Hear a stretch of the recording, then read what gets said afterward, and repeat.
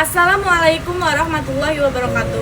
Pernahkah teman-teman semuanya mendengarkan kalimat tentang kecil dimanja, muda poya-poya, tua kaya raya, serta mati masuk surga?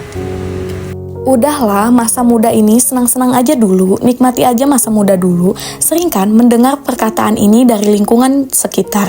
Teman-teman semua, salahkah ungkapan ini semua? Ya, tentu sangat salah sekali. Mengharap masuk surga tetapi tanpa amal soleh. Sahabat semua, waktu begitu cepat berlalu. Di usia muda ini justru harus banyak beramal soleh. Kenapa? Karena di masa muda ini adalah masa di mana engkau sehat, kuat, mampu berpikir baik, mampu melejitkan potensi dan kesempatan yang sangat luas, semangat yang sangat membara. Justru masa muda ini jangan disia-siakan. Sahabat semua, betapa banyak orang yang kemudian menua dan akhirnya menyesal. Menyesal kenapa dari dulu tidak beramal soleh. Itulah masa muda. Banyak yang terbuai dengan kenikmatan masa muda, kenikmatan sehat sehingga ia lalai.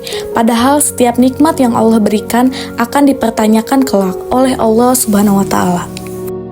Dalam surat At-Takasur ayat 8, Allah Subhanahu wa taala berfirman, Bismillahirrahmanirrahim. Summa latus'aluna yauma idzin anin na'im. Kemudian kamu akan dipertanyakan pada hari itu atas semua kenikmatan yang kamu megah-megahi. Sahabat semua, maka sadarilah mengapa hakikat waktu, bahwa waktu telah berlalu itu tidak mungkin kembali lagi. Ada ungkapan, waktu adalah napas yang tidak akan pernah kembali. Jadi hendaknya kita, khususnya para pemuda, untuk menghargai waktu, dan begitu berharganya waktu. Sangat disayangkan ketika waktu berlalu begitu saja tanpa kita beribadah dan taat kepada Allah Subhanahu wa taala yang telah memberikan kita kenikmatan, kedamaian, kenyamanan di dunia ini. Teman-teman semuanya, ketahuilah di satu sisi waktu juga seperti pedang. Imam Syafi'i pernah mendapatkan nasihat dari Suupi. Kurang lebih nasihatnya seperti ini. Waktu laksana pedang. Jika engkau tidak menggunakannya, maka dia akan menebasmu. Dan jika engkau tidak disibukkan dengan kebaikan, maka engkau akan disibukkan dengan hal yang sia-sia. Hal-hal yang dibenci oleh Allah Subhanahu wa taala sebab dia tidak melakukan atau tidak disibukkan dengan amal-amal yang baik. Tapi kalau dia sudah disibukkan dengan amal-amal yang baik, dengan amal soleh, remaja masjid misalnya, aktif dalam organisasi, aktif dalam kegiatan relawan, maka tidak punya waktu untuk melakukan amal yang sia-sia.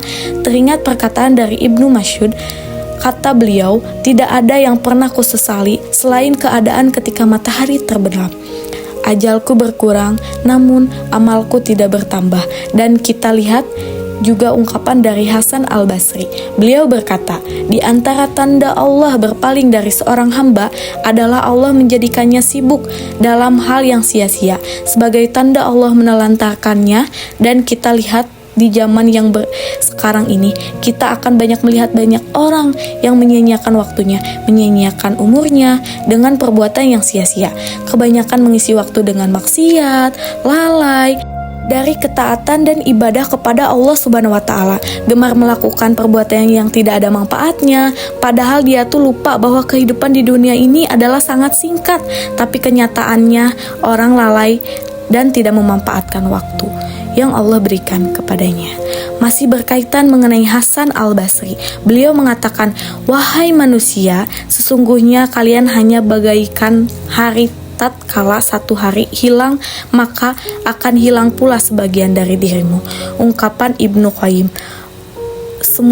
Semua jika waktu hanya dihabiskan untuk hal-hal yang membuat lalai, misalnya sekedar menghamburkan syahwat atau hanya nafsu, berangan-angan, batil, kemudian banyak tidur, banyak melakukan perbuatan-perbuatan maksiat, kata Ibnu Qayyim, maka sesungguhnya kematian lebih layak darinya. Ibnu Qayyim mengatakan demikian, menyia-nyiakan waktu itu lebih parah dari kematian. Kenapa? Karena menyia-nyiakan waktu berarti memutuskanmu dari mengingat Allah dan negeri akhirat.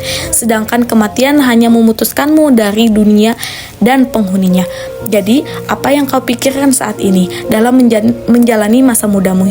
Hidup hanya untuk bergaul, hanya untuk mencari kesenangan, atau mencari pacar, atau hidup hanya untuk memuaskan diri, atau memamerkan kekayaan?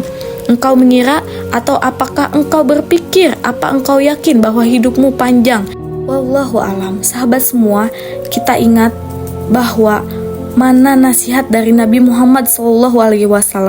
Beliau bersabda bahwa kedua kaki seorang anak hamba tidaklah beranjak pada hari kiamat hingga dinyatakan mengenai umurnya, di manakah ia habiskan, ilmu yang engkau punya, di mana engkau amalkan, harta bagaimana kau peroleh, dan bagaimana engkau impakkan, dan mengenai tubuhnya, di manakah usangnya. Kemudian kita lihat bagaimana Rasulullah SAW juga menyampaikan dari Ibnu Abbas, manfaat 5 perkara sebelum 5 perkara: waktu mudamu sebelum waktu tuamu, waktu sehatmu sebelum waktu sakitmu, waktu kayamu sebelum waktu fakirmu, waktu luangmu sebelum waktu sibukmu, waktu hidupmu sebelum waktu matimu. Jadi manfaatkan masa muda untuk kebaikan. Ingat bahwa kita diciptakan oleh Allah Subhanahu wa taala memiliki tujuan. Dalam surat Az-Zariyat ayat 56, "Wa ma khalaqul jinna wal insa illa liya'budun." Aku tidak menciptakan jin dan manusia melainkan supaya beribadah kepadaku. Bukan di usia senja saja.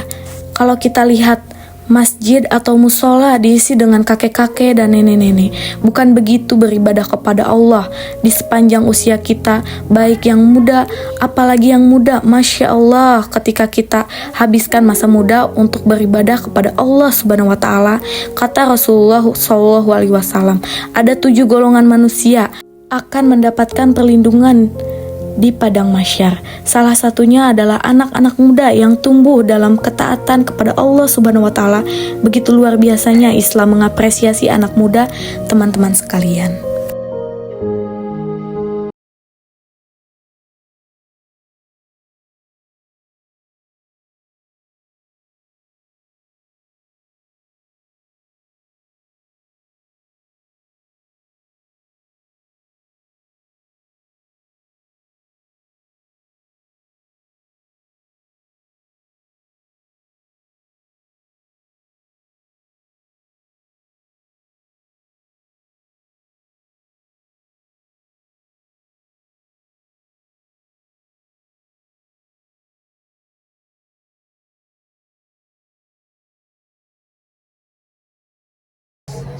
Dan gaya banget sih senja, lihat sana. So kalian